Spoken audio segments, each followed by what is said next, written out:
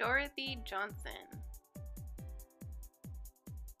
by Jessica Burns, Nicole Lynch, Jessica Quesada.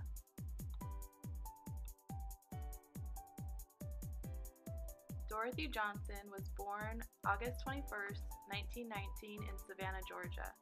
She died in February of 1999.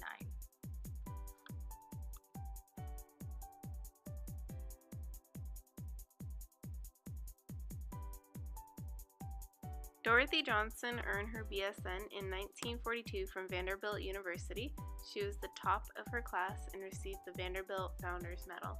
She also earned her MPH in 1948 from Harvard University. She then went on to become staff nurse at Chatham Savannah Health Council from 1943 to 1944, and later became assistant professor in pediatric nursing at Vanderbilt University School of Nursing and UCLA.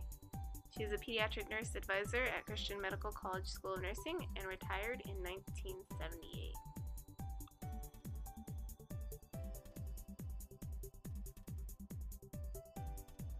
Throughout Dorothy Johnson's career, she published 3 books.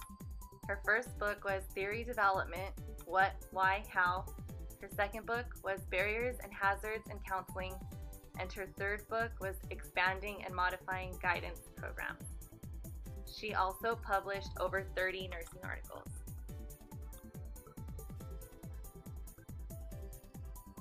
Her behavioral systems model was developed in 1968. It was heavily influenced by Florence Nightingale's Notes on Nursing. There are 4 main goals. 1. To assist the patient whose behavior is proportional to social demands. 2. To assist the patient who is able to modify his behavior in ways that it supports biological imperatives.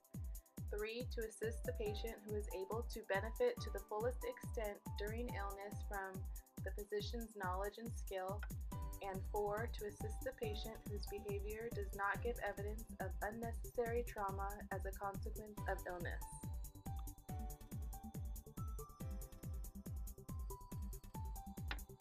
Dorothy Johnson's assumptions about systems include organization, interaction, interdependency, and integration of the parts and elements of behaviors that go to make up the system. A system tends to achieve a balance among the various forces operating within and upon it, and that man strive continually to maintain a behavioral system balance and steady state by more or less automatic adjustments and adaptations to the natural forces occurring on him. A behavioral system which requires and results in some degree of regularity and constancy in behavior is essential to man. It is functionally significant because it serves a purpose in social life as well as for the individual. System balance reflects adjustment and adaptations that are successful in some way and to some degree.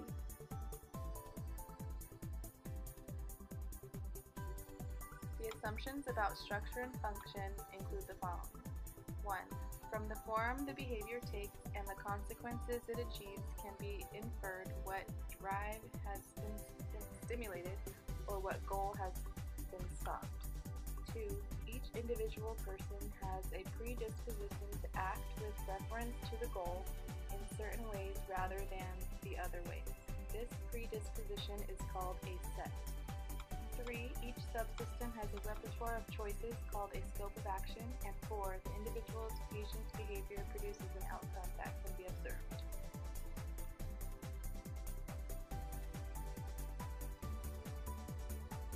The functional requirements for subsystems are as follows. The system must be protected from toxic influences with which the system cannot cope. Each system has to be nurtured through the input of appropriate supplies from the environment, and the system must be stimulated for use to enhance growth and prevent stagnation. Dorothy Johnson does not make a direct reference to God or a higher power. Instead, the focus is on the individual himself and the environment in which they live. Johnson discusses the way in which individuals react to situations is based on their knowledge, experience, and culture. This theory has been used locally at UCLA, the Neuropsychiatric Institute, and also globally in Europe on studies of pregnant women.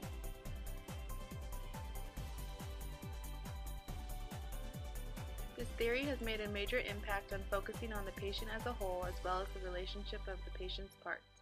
Research has focused on the client's functioning by restoring behavior system balance, and current studies showed increased satisfaction from the client and the nurse when this model was used. This theory will help nurses engage with their patients in order to return the patient to equilibrium. The return to balance includes when the patient is discharged from the hospital through education in order for the patient to maintain their equilibrium. Initially, the focus is on the biologic problem, but as the patient becomes balanced biologically, there are imbalances psychologically. The nurse should not only treat the biological imbalance, but the psychological imbalance as well. Using this theory as an MSN nurse will mean that we will be treating the whole patient rather than just the immediate problem.